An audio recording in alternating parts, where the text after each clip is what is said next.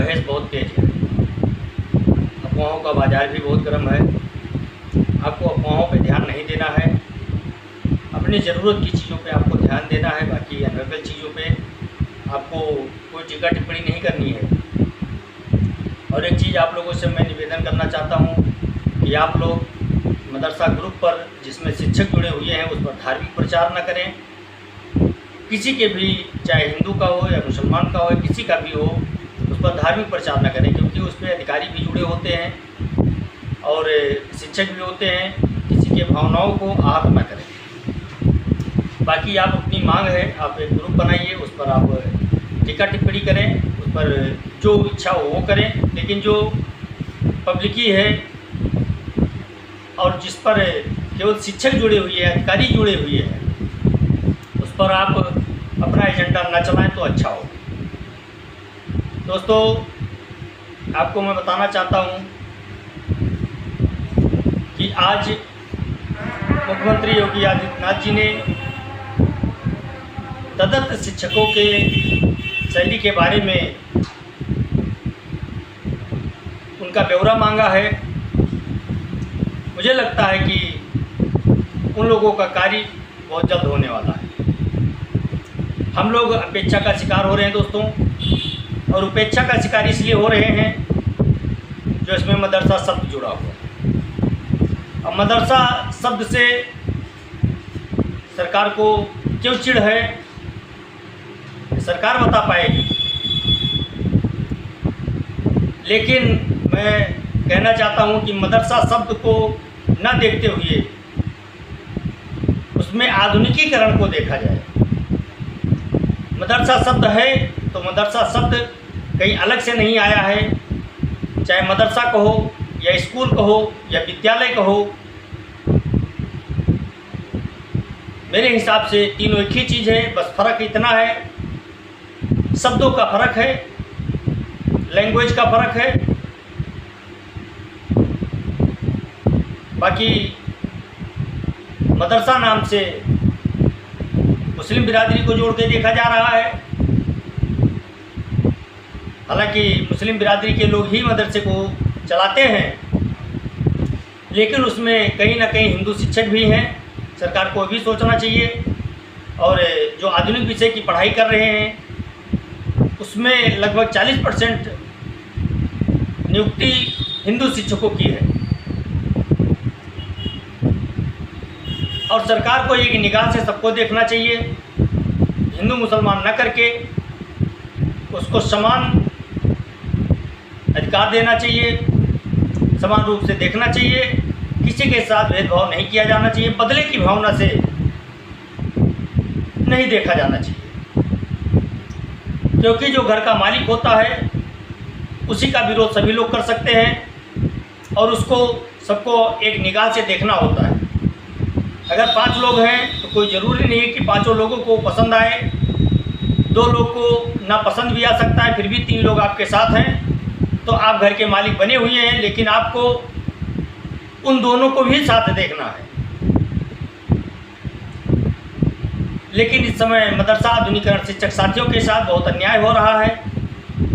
सरकार उनके पैसों को नहीं दे रही है, उनके बकाये को नहीं दे रही है, और उनकी स्कीम को भी होल्ड ऑन कर दिया है। उनकी स्कीम भी नहीं चल रही है। अगर आप स्कीम नहीं चलाना चाहते हैं तो इनको कहीं समायोजित कर दीजिए, इनके बकाये को दे दीजिए। अगर वो भी नहीं करना चाहते हैं तो आप केवल बकाया दे दीजिए एक मुश्त। हम लोग अपने घर पर छुपाई मार के बैठ जाएंगे, आप मत चलाइए स्कीम। नहीं चाहिए हमको आपकी दरिया दिली। लेकिन कम से कम हम लोगों ने जो मेहनत किया है उसका पैसा तो आप दें, वो भी आप नहीं देना चाहते हैं। ये कहाँ का इंसाफ है? हम लोग एक एक पैसे के लिए भटक रहे हैं। हम लोग अपने बच्चों की फीस नहीं जमा कर पा रहे हैं, अपनी रोज़मर्रा की ज़रूरतें नहीं ला पा रहे हैं। लेकिन आप बिल्कुल कान में उंगली डाले बैठे हुए हैं। ये अच्छी बात नहीं है। दोस्तों, कल आपको मैंने बताया था कि गोंडा में 39 मदरसों की मान्यता रद्द होने जा रही है, वो बंद होने जा रहे हैं। उसमें से 20 मदरसे मान्यता प्राप्त थे और 19 मदरसे बिना मान्यता के चल रहे थे। ये 39 मदरसे बंद होने के लिए आज पेपर में भी निकला है। दोस्तों, धीरे धीरे करके हमको लगता है कि इसी तरह से मदरसों को बंद कर दिया जाएगा, क्योंकि जो चंदे के बल पर मदरसे चल रहे थे उनको 3 अतिरिक्त शिक्षकों का बोझ उठाना पड़ रहा है। तो कहीं ना कहीं वो अतिरिक्त खर्चे की वजह से बंद करने पर मजबूर है। और मजबूरी इसलिए हुई है क्योंकि आधुनिकीकरण स्कीम को ख़त्म कर दिया गया है और रोज़ आश्वासन दिया जा रहा है कि स्कीम को चलाया जाएगा, नए सिरे से चलाया जाएगा, लेकिन न तो स्कीम को चलाया जा रहा है और न नए सिरे से कोई दूसरी स्कीम बनाई जा रही है। मंत्री महोदय जी से बात की जाती है तो वो यही कहते हैं आप लोगों के साथ अन्याय नहीं होने दिया जाएगा, आप लोगों की वार्ता चल रही है, आप लोगों की सफलता एकदम फाइनल स्टेज पर है, लेकिन हम लोगों को सफलता कहीं कोसों दूर दूर तक दिखाई नहीं देती है, तो मन विचलित होने लगता है। इसलिए मैं सरकार से गुहार लगाता हूं कि हम लोगों की परेशानी का समाधान जल्द से जल्द कराया जाए, जितनी जल्दी हो सके उतनी जल्दी कराया जाए, क्योंकि हम लोग अब बेसहारा हो चुके हैं, बेरोजगार हो चुके हैं, हम लोगों के पास कोई रोजगार नहीं बचा है। दोस्तों, बहुत से शिक्षक साथियों ने आज भी फ़ोन करके पूछा है कि हमारा प्रबंधक हमको बहुत पीड़ित कर रहा है, बहुत प्रताड़ित कर रहा है कि आप पढ़ने मदरसा आएँ, नहीं तो आपके ऊपर लिखा पढ़ी कर देंगे। तो मैं अपने उन शिक्षक साथियों से कहना चाहता हूं कि आप मदरसे में अगर आपको धमकी से बुलाया जा रहा है तो आप बिल्कुल न जाएं, क्योंकि प्रबंधक आपका कुछ नहीं बिगाड़ सकता है, न प्रिंसिपल आपका कुछ बिगाड़ सकता है। इस समय आप अपनी इच्छा के अनुसार जाना चाहते हैं जा सकते हैं, नहीं जाना चाहते हैं बिल्कुल मत जाइए। बाकी इस समय प्रबंधक और प्रिंसिपल आपका कुछ नहीं कर सकते हैं। दोस्तों, अगर धमकी दे रहे हैं तो बिल्कुल मत जाइए, अगर धमकी नहीं दे रहे हैं तो आपकी इच्छा है, अगर जाना चाहते हैं तो आप जा सकते हैं। और इस समय आपके ऊपर कोई कार्रवाई नहीं कर सकता है, क्योंकि आप इस समय आधुनिक शिक्षक नहीं हैं। और जो प्रबंधक इस तरह से भाषा बोल रहे हैं, मैं उनकी समस्या समझ सकता हूं, क्योंकि वो घर बैठे 50% हिस्सा ले रहे थे शिक्षकों से और उनको हिस्सा भी नहीं मिल रहा है, और वो शिक्षक भी कहीं ना कहीं उनका स्कूल छोड़ करके धीरे धीरे निकलने लगे हैं, तो उनकी कमाई कम होनी शुरू हो गई है, उनका खर्चा नहीं चल पा रहा है। बड़े बड़े दावे करेंगे कि हम हलाल का खाते हैं, लेकिन ऐसे ऐसे मदरसा संचालक पड़े हुए हैं कि इन शिक्षकों का खून चूसने में कोई कसर उन्होंने नहीं लगाया है, कोई कसर नहीं छोड़ा है। और जितना उनके शरीर में खून था उसको उन लोगों ने चूस लिया है। अब जो उनके शरीर की हड्डी बची है उसकी खाद बनाने के लिए उनको रोज़ मदरसे आने के लिए बोल रहे हैं। तो मैं उनसे कहना चाहता हूं कि अब जो बची कुची सांसें हैं उसको भी आप मत निकालिए, अब उनको जीने दीजिए। और मैं आपको चैलेंज के साथ कहता हूं कि आप कुछ नहीं कर सकते हैं, आप कोई लिखा पढ़ी नहीं कर सकते हैं। अगर आप लिखा पढ़ी करेंगे तो आप जांच के दायरे में आएंगे, ये भी जान लीजिए।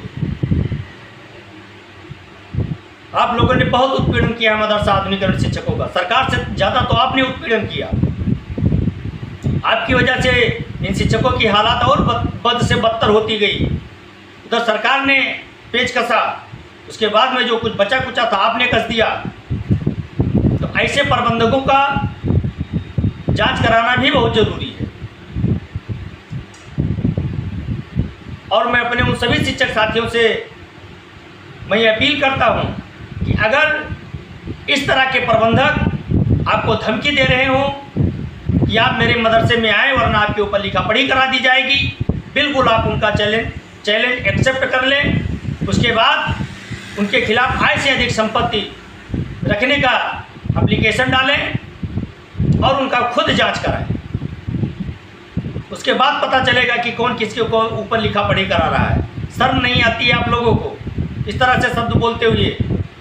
एक तो पहले से वो 6.5-7 साल से पैसा नहीं पा रहे हैं, उसके बाद से वो 40-40, 50-50 किलोमीटर से गाड़ी चला करके 150 रुपये 200 रुपये का तेल फूंक करके आपके मदरसे में पढ़ाने आते हैं। अगर एक दिन नहीं आते हैं तो आप कहते हैं आपके ऊपर लिखा पढ़ी करा देंगे। आप कुछ नहीं करा सकते साहब, जो कुछ होना था उनका हो चुका है। और अब आप अपना रास्ता ढूंढिए। अब आपके लिए बचने के रास्ते नहीं बचे हैं, आप अपना रास्ता ढूंढ लीजिए। मदरसा आधुनिकीकरण शिक्षक अपना रास्ता ढूंढ चुका है, तो आप धमकी उमकी मत दीजिए। कोई आधुनिकीकरण शिक्षक आपसे डरेगा नहीं। अब डर रहा था तब डर रहा था, अब नहीं डरने वाला है, क्योंकि अब आप उसका कुछ नहीं कर सकते हो। और ऐसी धमकी उमकी मत दीजिए किसी शिक्षक को। कई शिक्षक साथी हमारे पास फ़ोन करके बता चुके हैं। तो मैं अपने उन सभी शिक्षक साथियों से बताता हूँ और मैं उनसे कहना चाहता हूँ कि अगर आपके भी मदरसा के प्रबंधक, मदरसा संचालक अगर इस तरह से आपके सामने आप पेशकश करते हैं तो तुरंत आप उनकी जांच करवाएं।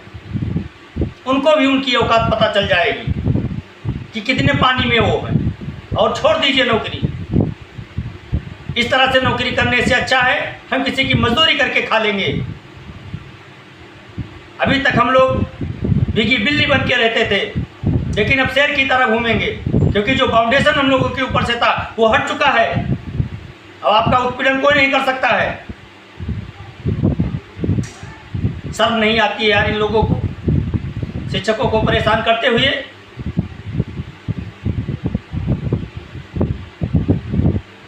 एक तो सरकार ने परेशान किया, आप भी परेशान किए, उसके बाद जो बची कुछ हिस्सा से आप भी निकालना चाहते हैं। आपको शर्म आनी चाहिए। सभी शिक्षक एक बात जान लें, किसी भी जिले के हों, उत्तर प्रदेश के कोने कोने से किसी भी जिले के शिक्षक अगर हैं और उनको धमकी दी जा रही हो कि आप मदरसा है वरना आपको निकाल दिया जाएगा, आपके ऊपर लिखा पढ़ी कर दिया जाएगा, तो आप तुरंत चैलेंज एक्सेप्ट कर लें। और एक्सेप्ट करने के बाद उनके खिलाफ आप भी आय से अधिक संपत्ति रखने का एप्लीकेशन डालें, RTR से उनकी जानकारी निकालें और जांच करवाएं। मदरसे का जांच करवाएं, उनके घर का जांच करवाएं, उनके संपत्ति का जांच करवाएं। औकात उनको पता चल जाएगी कि कौन किसको निकालता है। ये अखिलेश जी की सरकार नहीं है कि आप शिक्षकों को पीड़ित करते रहेंगे, आपका फंड आता रहेगा। ये योगी जी की सरकार है। हम लोगों को भूखों मार दिया है, तो क्या आप जानते हैं आप पेट भर खाएंगे? नहीं खाएंगे, आप भी भूखे रहेंगे, क्योंकि उनका यही मोटिव है कि कितना जल्दी हम कमी पाएं और मदरसे को बंद करें। और वो कमी आप खुद देना चाहते हैं। मदरसों को आप पीड़ित करेंगे, मदरसा शिक्षकों को आप पीड़ित करेंगे, तो शिक्षक भी दौड़ेंगे आप अपनी बचाव के लिए। तो क्यों ऐसा हुकूमत खोजना चाहते हैं आप लोग? क्यों शिक्षकों को भी पीड़ित करने में लगे हुए हैं? अगर अपनी भलाई चाह रहे हैं तो शिक्षकों का उत्पीड़न करना बंद करें। नहीं तो अगर शिक्षक अपने आप पर आएगा तो आप संस्था नहीं चला पाओगे किसी कीमत पर।